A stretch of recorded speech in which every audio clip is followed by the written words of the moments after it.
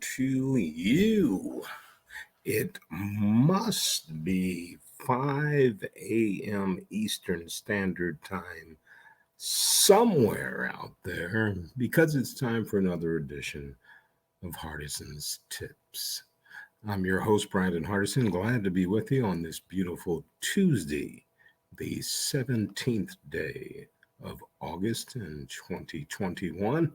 We hope your week has been started out well, and we're going to get right to it. We took a little deviation from what we normally do as far as helping out our major account, key account, up and down the street, in home sales, automotive sales, and general retail sales by focusing in on those new sales managers. I received an email and said, give us some tips, and that's what we're doing this week. We talked about one of the most important parts yesterday, and that's the interviewing, sourcing, and onboarding someone that is new in sales. And everyone is not geared to be a salesperson, and that's so true. Nothing wrong with that, but we need certain core people. And without doing a good interview assessment, you may be bringing in the wrong person. And not saying that they're a bad person, but since they're not getting the help and don't have the internal fortitude for it, it would be a problem, especially for smaller organizations. So today we want to look at the word accountability. Accountability, the accountability factor. This is so important, it's going to take two parts, so we'll look at this today and tomorrow. Now, simply put, accountability is one of the most impactful ways to help a struggling organization achieve its sales goals and its growth goals. Now, this may sound obvious, but it's true that accountability is often downplayed. Many times it's ignored, it's not even brought up, especially with the higher level people. Part of the problem with sales accountability is that it's not quite as simple as it seems. According to accountability studies, isn't just about meeting monthly quotas. Whatever quotas you have, that's not really accountability. We need to continually see a sales growth to be substantial accordingly, but we also want to make sure that the philosophical foundation of the company's sales culture is bred within that person. With this in mind, I would like to maybe share with you an idea or two about what accountability is and what it can do for you and your organization. So, make accountability part of your overall culture. Too often, companies go through motions of setting goals only to push them into the shadows while bringing daily sales busy work to the forefront. For accountability to become a true level for growth, it can't be paid mere lip service. Rather, accountability must truly matter from the top of the organization on down, with a clear commitment to setting goals and attaining them at every level.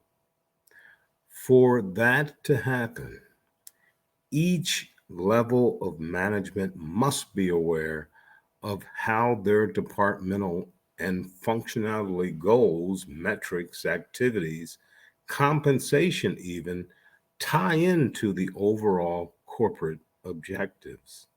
So if you do not have accountability as your core, I strongly advise establish some goals together. Get departments together so you know that the goals should be an acronym of SMART. They should be specific. They should be measurable. They should be attainable. They should be realistic and then timely. But for goals to be a motivator and for accountability to matter, they must be developed jointly. In other words, sales managers meeting with their teams without a united buy in of corporate sales objectives, overall and individual, the moral suffers, the sacrifices that we need to enforce accountability becomes harder to sustain.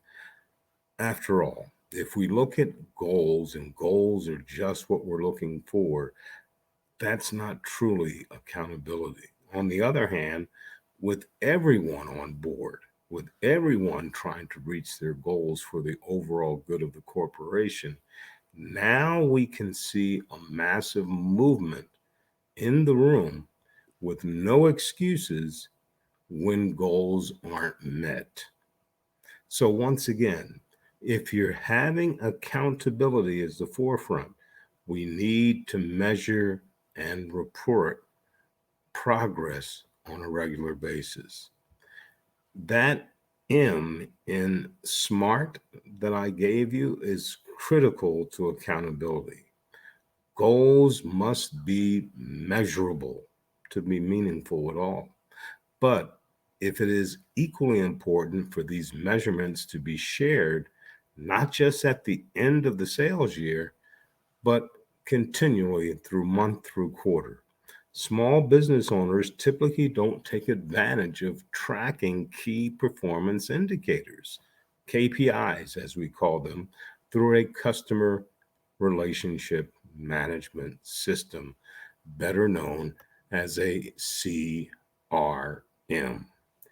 If you utilize a CRM correctly, this would enable salespeople to know where they are, where they stand in relative to their in progress goals. It also makes it easier for you to manage time and relationships. Also, coaching, recoaching, managing by walking around, having one on ones. And of course, it also empowers the sales manager to see where each and every salesperson stands relative to your overall accountability goals and your quotas, and to respond in an encouraging, coaching, training, and even rewarding way is appropriate. So, for to the managers out there, I'll stop it for this. It's a two-part, but hopefully we got the first part of this thing, accountability. Once again, Brad and Hardison, President of Champion Strategies, with another Hardison's tip for today on this beautiful Tuesday, the 17th day of August of 2021. And as always, in parting, you go out and you make it a champion day.